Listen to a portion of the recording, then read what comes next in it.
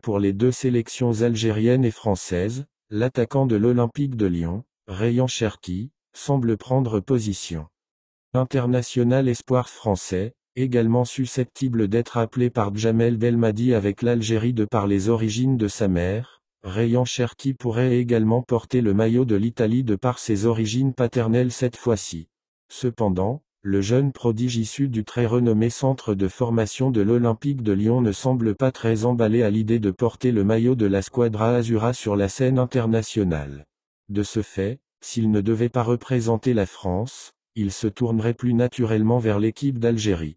Par ailleurs, à en croire les informations de nos confrères de DZFOOT, l'attaquant de 19 ans pense bel et bien à l'option des Fennecs et serait très intéressé à l'idée de porter la tunique verte des vainqueurs de la Coupe d'Afrique des Nations 2019 dans un avenir très proche. Pour Rayan Cherki, la donne est davantage complexe. Contrairement à ce qui a pu être évoqué ici ou là, le joueur est réellement intéressé à l'idée de jouer pour l'Algérie, lit-on sur les colonnes du média algérien. Toutefois, il est important de mentionner que le sociétaire des Gones aimerait continuer à porter le maillot de l'équipe de France chez les jeunes au moins jusqu'aux Jeux Olympiques de Paris 2024.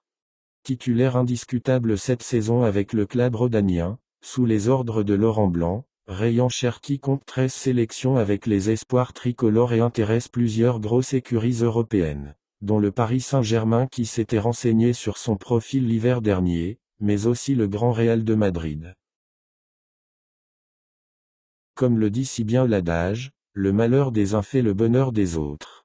Après leur élimination en quart de finale de l'Euro U21, l'équipe de France Espoir voit s'envoler la perspective d'un nouveau titre, et il se pourrait bien qu'elle doive aussi faire face au départ de certains joueurs vers l'Algérie.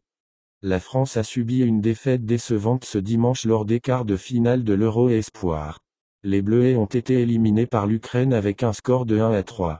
Malgré l'ouverture du score de Rayan Cherki, cet échec pourrait avoir des conséquences sur son avenir international. Selon DZFoot, le jeune joueur lyonnais serait fortement tenté de rejoindre l'équipe d'Algérie, mais il garde également l'objectif de participer à l'Euro 2024 avec la France. En revanche, deux autres joueurs de l'équipe de France Espoir semblent destinés à rejoindre Djamel Belmadi et les Fennecs. Selon le média algérien francophone DZFoot, Amine Bouiri et Yasser Laroussi devraient prochainement renforcer les rangs de l'équipe nationale d'Algérie. Leur convocation pourrait même intervenir dès le mois de septembre, marquant ainsi un tournant dans leur carrière internationale. Les décisions de Rayan Cherki, Amine Bouiri et Yasser Laroussi auront des répercussions importantes sur leur carrière et pourraient influencer le niveau de compétitivité des équipes nationales concernées. Il reste à voir comment cette situation évoluera et quelles seront les futures sélections de ces jeunes talents prometteurs. Un club allemand insiste pour Fares Chaibi. Aux dernières nouvelles, le FC Toulouse a décliné une grande offre du club de la Bundesliga. Il n'est secret pour personne. Fares Chaibi fait partie des grandes révélations de la Ligue 1 uberéa lors de la saison qui vient d'être écoulée. Pour sa première saison en équipe pro, le jeune meneur de jeu de 20 ans a réalisé un parcours impressionnant, avec 8 buts et 7 passes décisives en 41 matchs, toutes compétitions confondues.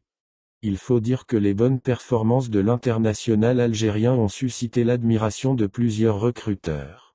Mais le club qui insiste pour s'offrir le joueur, c'est évidemment l'Eintracht Francfort. Selon le journaliste britannique David Ornstein, le club de la Bundesliga a fait 3 offres au FC Toulouse. La dernière était très alléchante puisqu'il s'agit d'une somme de 15 millions d'euros pour un contrat de 2 ans. Mais il s'est vu ses offres déclinées par le TFC. Alors que le FC Toulouse refuse d'accorder un bon de sortie à Chaibi même pour 15 millions d'euros, les médias néerlandais rapportent que Feyenoord s'est retiré de la course pour engager le joueur.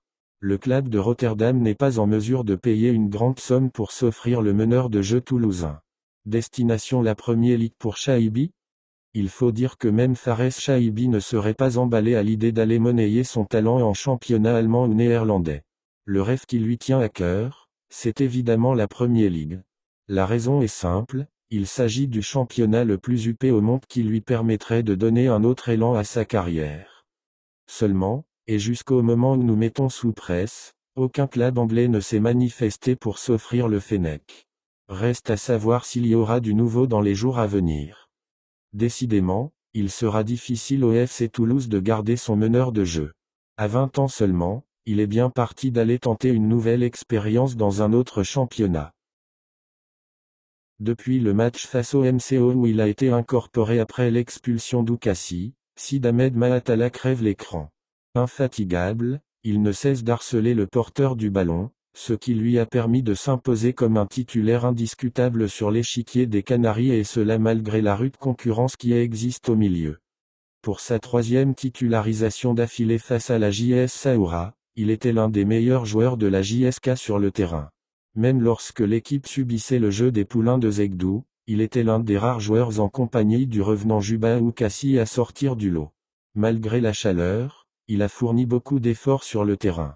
Il confirme d'un match à l'autre que c'est un joueur pétri de qualité et que la JSK peut compter sur lui pour la saison à venir.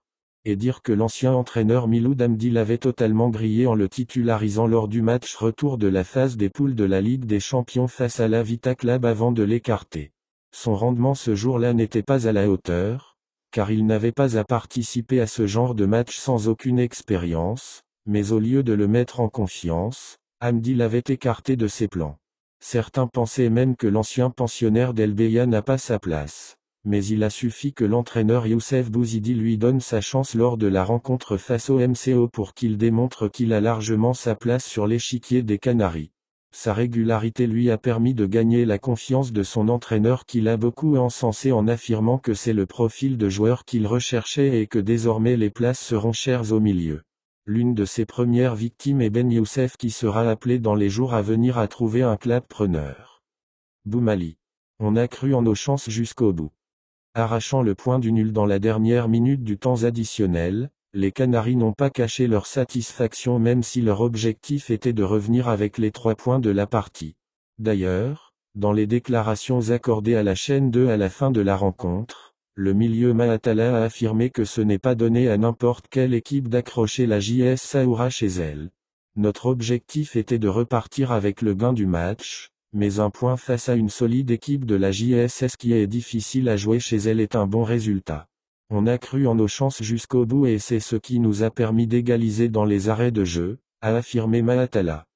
On a préservé notre série d'invincibilité. Invaincus depuis la venue d'Youssef Bouzidi, les équipiers de Souya ont beaucoup gagné en confiance. À ce propos, Mahatala a confié, on aurait souhaité revenir avec les 3 points de la partie afin de faire plaisir à nos fans. Mais c'est un bon point de prix. Ce nul nous a permis de préserver notre série d'invincibilité. Même si notre objectif était de repartir avec la victoire, le plus important était d'éviter la défaite. On doit battre maintenant l'USB. Sachant que la JSK est toujours menacée par la relégation, Mahatala a annoncé sur les ondes de la radio chaîne 2 que la victoire est impérative lors de la prochaine rencontre face à l'US Biskra. On est sur une série de bons résultats. Mais on ne doit pas dormir sur nos lauriers. On doit à tout prix battre l'USB pour préserver notre bonne dynamique, a ajouté. On tentera d'assurer le maintien le plus tôt possible. Bien que certains autres mal classés à l'image de Magra et du RCA aient gagné leur match, la JSK a réussi une belle opération en revenant avec un point de son déplacement à Béchar. Notre ambition est d'assurer le maintien le plus tôt possible. On est sur une bonne dynamique et on fera tout pour atteindre notre objectif le plus tôt possible, a assuré.